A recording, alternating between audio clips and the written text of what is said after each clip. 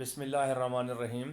میں Hakim Muhammad Hasnain Qadri Rashidi principal Alqadriya public school Ahmedpur Sharqia سے آپ کی خدمت میں آج میں جن بزرگوں کے بارے میں معلومات فراہم کروں گا وہ حضرت شاہ عبداللطیف امام بری رحمۃ اللہ تعالیٰ ہیں۔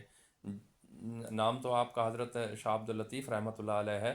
آپ حضرت امام موسیٰ کاظم رحمۃ اللہ تعالیٰ کی اولاد میں سے ہیں، مگر آپ کو امام بری اس لیے کہا جاتا ہے کہ آپ کے مرشد حضرت سید جمال حیات المیر رحمۃ اللہ تعالیٰ نے آپ کو امام البر کا خطاب دیا، یعنی کہ پوری خشکی کے امام۔ پوری آپ کا روحانی مقام و مرتبہ اتنا تھا کہ آپ نے پوری روحانیت کی امامت حاصل تھی آپ کو۔ آپ سلسلہ قادریہ کے عظیم الشان بزرگ تھے۔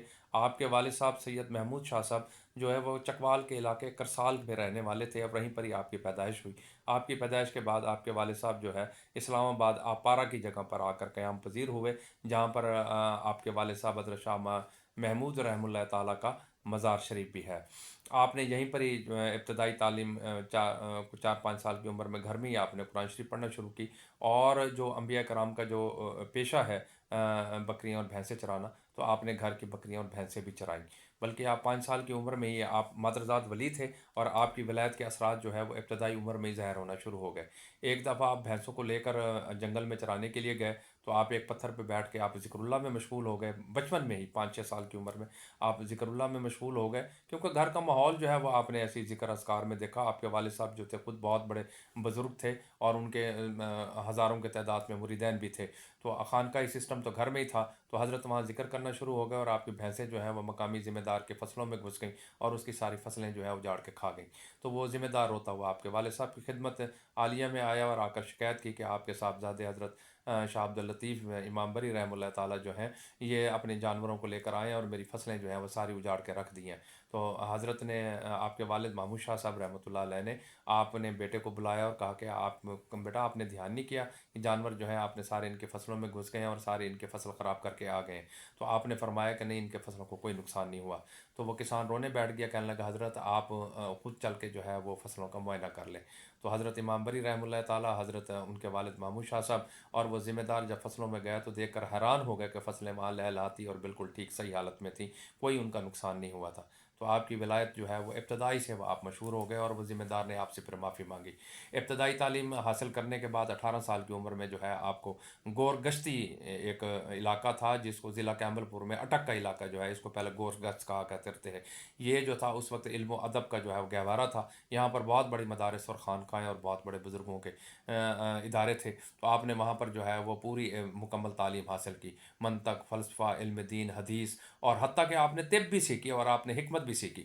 اس کے بعد جو ہے پھر آپ گھر واپس آئے، اور پھر آپ نے جو ہے بخارا، خراسان، عرب و عجم کا جو ہے وہ آپ نے سفر کیا، اور کربلا سے ہوتے ہوئے آپ حج بیت اللہ کی سعادت سے بھی مستفیض ہوئے، اور حج بیت اللہ کی سعادت کے بعد آپ جب گھر واپس آئے تو آپ کے والد صاحب جو ہے وہ انتقال کر گئے، اور شاید والدہ بھی انتقال کر گئیں۔ تو آپ نے جو ہے روحانی علوم کی طرف توجہ دی، تو آپ نے ارد گرد نظر دوڑائی، تو ایک بہت بڑے اللہ والے جو ہے سید جمال حیات المیر رحمۃ اللہ تعالیٰ، جو سلسلہ قادریہ کے بزرگ تھے، ان سے جا کر بیعت ہوئے۔ تو بیعت ہونے کے بعد حضرت نے جو ہے آپ کو مجاہدات اتنے کروائے کہ جس کی وجہ سے آپ کو بڑی تکالیف بھی اٹھانے پڑیں۔ آپ اندازہ کریں کہ ایک غار میں تو آپ مسلسل 6 سال تک معتکف رہے، اور پانی میں بھی، اور دریا کے پانی میں بھی آپ نے سینکڑوں مرتبہ جو ہے وہ کافی 3-3 4-4 مہینے ٹھہر کے آپ نے وہاں پر چلا جات کیے۔ آپ کے چلا جات کے کرامات جو ہیں وہ مختلف اس ایریے میں بہت مشہور ہے۔ ایک دیو آپ کو وہاں غار میں تنگ کرتا تھا، اور اس طرح سے کوئی ایک سانپ تھا، اور اسی طرح سے کوئی اور بھی چیزیں آپ کے بہت سارے وہاں پر جو ہے وہاں کرامات اس علاقے میں پائی جاتی ہیں۔ حضرت آخری چلا کر رہے تھے تو آپ کے مرشد نے جو ہے آپ کو خود آ کر غار سے پکارا اور فرمایا کہ بیٹا اب بس آپ کی تربیت جو ہے مکمل ہو گئی، آپ واپس آئیں، اور آج کے بعد آپ امام البر ہیں۔ امام البر سے مراد یہ ہے کہ آپ پوری دنیا کے جو ہے روحانیت سلسلے کے امام ہیں، یعنی کہ خشکی کے آپ امام۔ آپ کے مرشد نے آپ کو امام البر کا خطاب دیا، اور یہی امام بری آپ کا جو ہے یہ خطاب جو ہے وہ آج تک لوگوں میں مشہور ہے۔ آپ بہت بڑے اللہ والے تھے، بہت ساری کرامات ہیں۔ مثلاً ایک کرامت یہ بھی ہے آپ کی کہ औरंगज़ेब आलमगीर जो है वो अपनी फ़ौज के साथ वहाँ से गुज़र रहा था। रात को जो है वो उसने एक जगह पे क़याम किया और अपने काफ़िले वालों को कहा कि खाना पकाया जाए। जब खाना पक कर तैयार हो गया तो आपने फ़ौजी जो खाने की इजाज़त मांगी, उन्होंने कहा क्या हज़रत औरंगज़ेब ने कहा कि आसपास के गांव देखें, जितनी आबादी है उनको भी ले आएं, इस खाने में शरीक कर ले, वो भी खाना खा ले। पता नहीं वो लोग खाते होंगे या नहीं। बहरहाल उनके सिपाही जो है वो आसपास गांव में गए, जितने भी साथी थे सबको, ख़वातीन मर्द बच्चों को बुलाकर ले आए। तो खाना शुरू करने की औरंगज़ेब को दावत दी गई। तो औरंगज़ेब ने कहा कोई रह तो नहीं गया। तो सिपाहियों ने कहा कि सिर्फ एक आदमी, एक बुज़ुर्ग जो है वो पत्थर पे बैठ कर ज़िक्र कर रहे हैं, उनको बुलाया गया तो वो नहीं आए। हमने उनको कई दफ़ा कहा तो उन्होंने तवज्जो ही नहीं की। तो औरंगज़ेब आलमगीर ने कहा कि जाएँ उन बुज़ुर्गों को जो है बुला के लाया जाए। तो लोग उनको बुलाने के लिए गए तो हज़रत इमाम बरी रहमतुल्लाह ताला ने फरमाया कि आपके बादशाह से बड़े बादशाह के दरबार में बैठा हूँ, मैं ये छोड़ कर नहीं आ सकता, आप जाएँ। तो उन्होंने जाके औरंगज़ेब को इत्तला की कि हज़रत बुज़ुर्ग जो हैं वो उन्होंने आने से इनकार कर दिया है। तो हज़रत औरंगज़ेब ने जो है ख़ुद चल कर आए, कहने लगे चलो मैं ख़ुद चलता हूँ, मैं उन्हें बुला के लाता हूँ।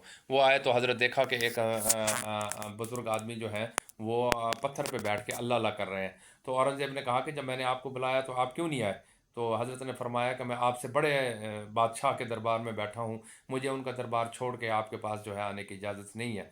तो औरंगज़ेब ने कहा कि कहाँ है दरबार और किसके दरबार में बैठे हैं? हज़रत ने फरमाया कि तुमसे ऊपर एक बड़ा बादशाह है जो आप जैसे बादशाहों को बनाता है, मैं उसके दरबार में बैठा हूँ। तो औरंगज़ेब ने कहा कि कहाँ है दरबार?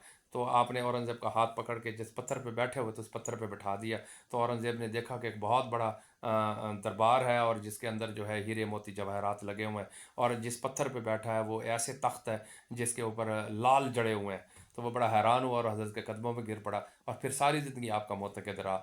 जब भी वो वहाँ उस इलाके से गुज़र के कहीं सफ़र में लाहौर आता या सिंध जाता या किसी इलाके में दूसरे सूबे में जाता तो हज़रत से मिलने ज़रूर आता और हज़रत से फैज़ हासिल करता।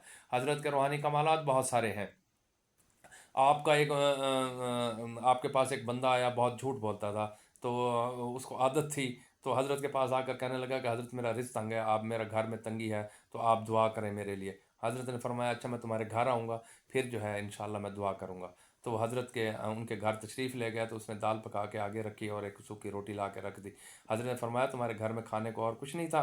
तो वो कहने लगा नहीं है। हज़रत ने फरमाया अच्छा वो जो तुम्हारा स्टोर जो है उस बोरियों के अंदर क्या पड़ा है? तो कहने लगा जी उसमें कंकर और पत्थर पड़े हुए हैं और तो कुछ नहीं है जी। तो हज़रत ने फरमाया अच्छा कंकर और पत्थर ही होंगे। हज़रत ने उसके लिए दुआ की, चले आए। बंदा जब हज़रत चले गए तो उसने जाके अपने स्टोर के अंदर बोरियां चेक की तो वाकई उसमें गल्ला की बजाय जो है वो पत्थर और कंकर पड़े हुए थे। तो बड़ा नादिम हुआ, हज़रत की खिदमत में आया और माफ़ी मांगी। हज़रत ने उससे वादा कराया कि भैया आइंदा झूठ नहीं बोलोगे। तो उसने वादा किया मैं आइंदा झूठ नहीं बोलूँगा। तो फिर हज़रत ने उसको माफ़ किया और उसके लिए रिज़्क़ की फ़राखी के लिए दुआ की तो अल्लाह ताला ने उसको रिज़्क़ दिया। कहते हैं कि वही पत्थर में जो बोरियां और पत्थर जो पड़े हुए हैं वो आपरा के मज़ार पर आज तक, उसके वालिद साहब के मज़ार के बाहर जो है वो कंकर की बोरियां और पत्थर की बोरियां जो हैं वो आज तक भरी हुई पड़ी हुई मिलती हैं। मैंने नहीं देखी, बहरहाल लोग कहते हैं कि अभी तक वहाँ पड़ी हुई हैं, तो इंशाल्लाह मेरे ख्याल में ज़रूर पड़ी होंगी। उसके अलावा हज़रत की एक और करामत भी है कि हमारे उस शरीफ के सजादा नशीन जो हैं वो बड़े मुश्ताक थे हज़रत इमाम बरी रहमतुल्लाह ताला की शोहरत सुन के और उनके करामात सुन के। तो वो अपने मुरीदैन समेत जो है वहाँ पर हज़रत की खानकाह में नूरपुर शाह जो है, नूरपुर शाह को पहले चोरपुर कहते थे, वहाँ पर जितने भी चोर डकैत जो थे वो उसी इलाके में रहते थे। मगर हज़रत की तबलीग की वजह से वो इलाका जो है वो अनवारात का मंबा बन गया। लोग भी अल्लाह ताला के अनवारात वहाँ देखते थे, तो इसलिए उसका नाम जो है नूरपुर रखा गया। और शाहान इसलिए कहा जाता है क्योंकि आपको रूहानियत की शहनशाही मिली थी, इसलिए नूरपुर शाह आपके नाम से वह मशहूर हुआ। तो हज़रत जो उस शरीफ वाले बुज़ुर्ग जो हैं जब अपने कसीर तादाद में मुरीदों के साथ आपकी खिदमत आलिया में तशरीफ़ लाए खानकाह पे, तो खानकाह में खाने को कुछ नहीं था। तो लंगर हज़रत के ख़द्दाम जो है वह बड़े हैरान हुए कि इनको खाना कैसे खिलाएंगे, मेहमान हैं। तो हज़रत ने फरमाया जो कुछ आटा पड़ा है वो ले आओ। तो थोड़ा सा आटा ला के हज़रत को दिया गया एक थाल में। हज़रत ने खुद ही आटा गूंदा और उस पर अपना रुमाल रख दिया। फरमाया इसमें से रोटी के मुताबिक आटा निकालते जाएँ और रोटियां लगाते रहें और ये ख़त्म नहीं होगा। तो खुदा का करना ऐसा हुआ कि हज़ारों लाखों की तादाद में, कहते हैं 1 लाख उनके साथ मुरीद थे। अगर 1 लाख फ़र्ज़ करें नहीं भी है तो जितने भी लोग थे सारे के सारे, वो सारे के सारे जो है वो सैर हो गए और वो रोटियां ख़त्म नहीं हुई। और थोड़ा सा गोश्त है वो पकाया गया। हज़रत ने फरमाया हांडी में से जो है वो चम्मच के ज़रिए खाना निकालते जाइए, ख़त्म नहीं होगा। तो पूरा का पूरा हज़रत के मुरीदैन जो उस शरीफ से जो तशरीफ़ लाए थे मेहमान, सारे के सारा जो है वह खाना खा गए। वो खाना जो है वो फिर ख़त्म नहीं हुआ और आटा भी ख़त्म नहीं हुआ। तो हज़रत की इसी तरह से और भी बहुत सारे कमालात हैं। وہاں پر جو ہے اس علاقے میں جو ہے وہ اکثر پائے جاتے ہیں۔ مثلاً ایک دفعہ آپ ایک سوکھے درخت کے نیچے بیٹھ کے ذکر اللہ کر رہے تھے۔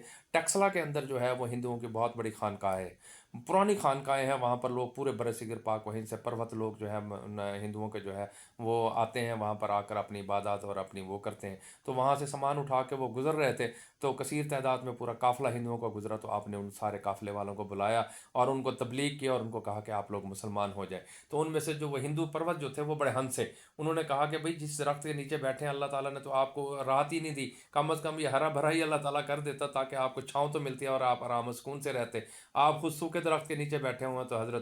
تو حضرت نے جو ہے فرمایا اچھا میرے اللہ کے آگے ہاں کوئی چیز جو ہے بعید نہیں ہے، میں ابھی دعا کرتا ہوں۔ تو حضرت نے جو ہے پہلے درود شریف پڑھا، آیت کریمہ پڑھی، اور آیت کریمہ کے بعد پھر اللہ تعالیٰ سے دعا کی کہ یا اللہ یہ درخت کو جو ہے تو اپنی حکمت سے بھرا کر دے، ہرا بھرا کر دے۔ تو آپ کی دعا ختم کر کے آپ بیٹھے تھے تو دیکھا ان لوگوں نے کہ اس میں درخت میں سے کونپلیں نکلیں اور ایک بڑا سرسبز جو ہے وہ درخت بن گیا، وہ سوکھا درخت جو ہے اس میں بڑی چھاؤں ہو گئی۔ تو آپ کی یہ کرامت دیکھ کر ہندو لوگ جو ہے بڑے متاثر ہوئے اور آپ کے قدموں میں گر پڑے اور مسلمان ہو گئے، پورا کا پورا ان کا قافلہ مسلمان ہو گیا۔ تو یہ جو میں نے ابھی بات کی ہے کہ آیت کریمہ کی، یہ آیت کریمہ ایک ایسی آیت ہے کہ جس کو اللہ تعالیٰ نے قرآن شریف میں خود فرمایا کہ میں مومنین کو غموں سے نجات دیتا ہوں اور مومنین کو اس سے نجات بھی دیتا ہوں، جو مشکل میں ہوتے ہیں اس سے نجات بھی دیتا ہوں، غموں سے بھی نجات دیتا ہوں اور مومنین کو بھی اس میں نجات دیتا ہوں۔ تو یہ آیت کریمہ ایک ایسی چیز ہے، اللہ تعالیٰ نے بڑی بابرکت ایک آیت اتاری ہے کہ یہ اگر کوئی دعا مانگی جائے پڑھ کے تو قبول ہوتی ہے، اور اس کو اگر بزرگوں کے بتائے ہوئے طریقے سے پڑھا جائے تو نہ صرف غموں سے نجات ملتی ہے بلکہ ہر قسم کے دکھ تکلیف سے بھی نجات ملتی ہے۔ تو یہ اللہ تعالیٰ کی ایک چھوٹی سی آیت کی جو ہے وہ ایک شان ہے۔ اس کے علاوہ حضرت کے اور بھی بہت سارے کمالات ہیں۔ اورنگزیب نے ہی آپ کی وفات کے بعد آپ کا مزار بنایا، اور آپ کا مزار جو ہے آج اسلام آباد کے اندر نور پور شاہن کے اندر جو ہے وہ مرجع خلائق ہے، اور آپ کا فیض جو ہے پورے کشمیر کے اندر پھیلا، پورے بر صغیر کے اندر پھیلا، پورے پنجاب سندھ اور بلوچستان میں آپ کے مریدین اور معتقدین آج بھی جو ہے حضرت کے مزار پر روزانہ حاضری دیتے ہیں۔ اور اس کے علاوہ کہتے ہیں کہ آپ کے مزارات پہ جو ہے خیر یہ تو ہر کسی کے مزار پہ ہوتا ہے کہ جنات حاضری دیتے ہیں اور جنات جانور بھی دیتے ہیں۔ تو اللہ تعالیٰ کا بزرگان دین کا فیض جو ہے وہ حضور علیہ الصلوۃ والسلام رحمۃ اللہ عالمین ہے۔ بزرگوں کا جسم وجود جو ہوتا ہے نا جی، وہ بھی اللہ تعالیٰ کی ایک رحمت کا باعث بنتے ہیں اور لوگوں کے لیے خیر و برکت کا باعث بنتے ہیں۔ حضرت ساری زندگی لوگوں کے لیے خیر و برکت کا باعث رہے۔ آپ کے کمالات جو ہیں اور کرامات جو ہیں اس علاقے کے اندر جتنی مشہور ہیں وہ جتنی بھی بیان کی جائے کم ہے، کیونکہ حضرت کا مقام جو ہے وہ قادریہ سلسلے میں بہت بڑا تھا اور آپ اپنے وقت کے عظیم ترین ولایت کے بزرگ تھے۔ السلام علیکم ورحمۃ اللہ وبرکاتہ۔